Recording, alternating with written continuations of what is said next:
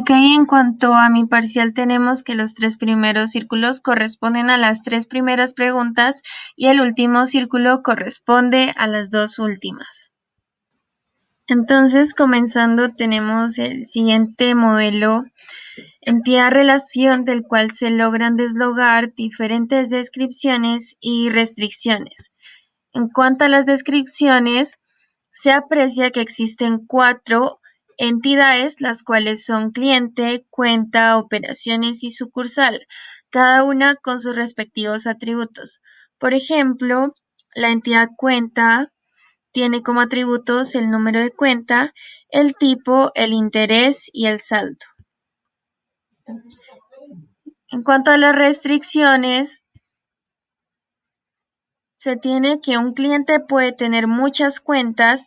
Una cuenta puede ser de varios clientes debido a que el tipo de cuenta puede ser conjunta. Una cuenta solo puede estar en una sucursal y en una cuenta se pueden realizar muchas operaciones. Considero que el modelo es correcto, que el mapeo está bien, porque las entidades CLI CTA, CTA-OP y CTA-SUC tienen como atributos las claves primarias de las dos entidades que relacionan. Por lo tanto, estas pues pueden convertirse en una entidad aparte, una entidad derivada, intermedia, que permita relacionar esas dos entidades que son de cardinalidad muchos a muchos. Considero que es de extrema importancia utilizar la base de datos para, en este caso, la entidad financiera, ya que va a permitir almacenar de forma organizada toda la información de esta, de tal forma que ésta pueda ser consultada y actualizada cuando sea necesario, proporcionando de esta manera agilidad y tramitación de los datos, ya sea del cliente, de la cuenta o de la sucursal. Y sobre todo que tal información, que sabemos que es el activo más importante de las empresas, sirva como apoyo para la toma de decisiones de una forma estratégica. Y de esta manera cumpliendo con los requisitos mínimos de fiabilidad, seguridad y disponibilidad.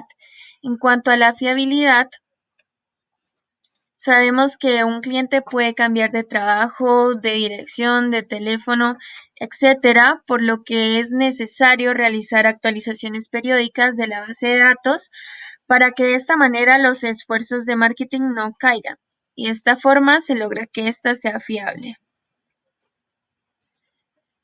En cuanto a la seguridad, es necesario tomar precauciones para evitar errores que desvirtúen la base de datos, así como también decidir qué personas o departamentos tendrán acceso y en qué rol, ya sea de edición o de consulta.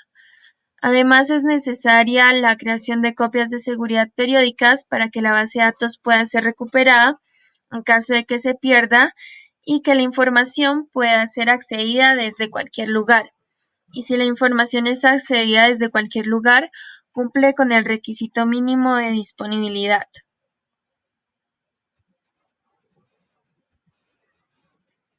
En cuanto al tipo de base de datos, considero que es B2C, Business to Consumer, debido a que el cliente es el consumidor final y la información que se registra en ella es de carácter sociodemográfico o catastral. Se registran datos como el nombre, apellido, teléfono, etc. Sabemos que actualmente cada organización, independientemente de su tamaño, debe tener una base de datos porque tenerla genera muchas ventajas tales como la mejor interlocución con los clientes, se evita la redundancia de datos, los cuales van a estar de forma compacta. En cuanto al desarrollo, es necesario llevar a cabo ciertos pasos para que ésta quede de forma correcta. Entonces se comienza por el análisis, en el cual básicamente se documenta los requerimientos para conocer cuál es la necesidad que se va a solucionar. Se identifican las identidades y posteriormente se procede a realizar los siguientes pasos, que serían el diseño conceptual. en el cual se plasma las entidades y las relaciones que existen entre ellas, colocando el nombre de cada entidad en un rectángulo y con sus respectivos atributos, y identificando las claves primarias, que en contexto serían de la entidad cliente la llave primaria del NIF, es decir, el dato único, en la cuenta el número de cuenta, en operación el número de operación y en sucursal el número de sucursal. Posteriormente se procede con el diseño lógico, en el cual se tabula el diseño obtenido en el paso anterior. Se realiza el proceso de normalización, esto con el fin de evitar duplicidad de datos y con el ahorro de almacenamiento. En este caso utilicé MySQL como gestor de base de datos, obteniendo las siguientes tablas. La tabla cliente, la tabla cuenta, sucursal y operación. Por ejemplo, la tabla operación tiene como atributos numOp de tipo entero, fecha de tipo date e importe de tipo double. En el proceso de normalización se obtiene que deben ser necesarias otras tablas, las cuales sirven como tablas intermedias para que éstas se relacionen. En este caso son CLI CTA, CTA SUC y CTA OP, obteniendo el siguiente diagrama resultante, en el cual se aprecia que el cliente se relaciona con cuenta mediante CLI CTA, que cuenta se relaciona con operación por medio de la tabla CTA OP y que cuenta se relaciona con sucursal a través de la tabla CTA SUC.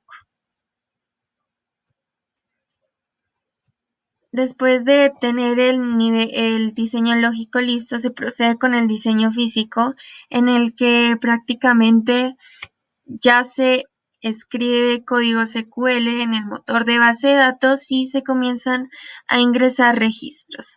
Gracias.